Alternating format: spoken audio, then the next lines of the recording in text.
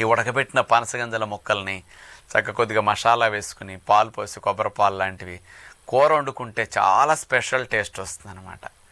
అది మంచిగా కుర్మాలాగా కూడా చేసుకోవచ్చు అన్నమాట పనసగింజలతో కూడా. ఇట్లా ఏదైనా ఒక వెరైటీ మీరు అట్లా చేసుకుని కర్రీలాగా తినండి.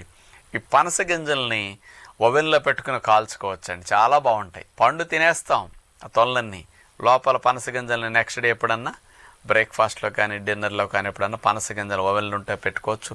మందపాటి పాత్ర పెట్టేసి అందులో పనసగింజలు వేసేసి సిమ్లో పెట్టేసేసి మీరు పైన ఒక గుంట మూత లాంటిది పెట్టేసి అందులో నీళ్లు పోయండి.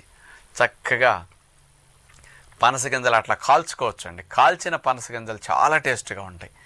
చంటి పిల్లలు మీ ఇళ్లల్లో ఉంటే కూడా 1.5-2 ఏళ్ల వయసు పిల్లల నుంచి అందరికీ పనస్తోనలు ముగ్గిన తర్వాత మెత్తగా ఉంటాయి. చిన్న చిన్నగా అట్లా చేసేసి పెట్టేసేయండి. వాళ్ళకి చిన్నప్పుడు ఏ ఫ్రూట్స్ బాగా అలవాటు చేస్తే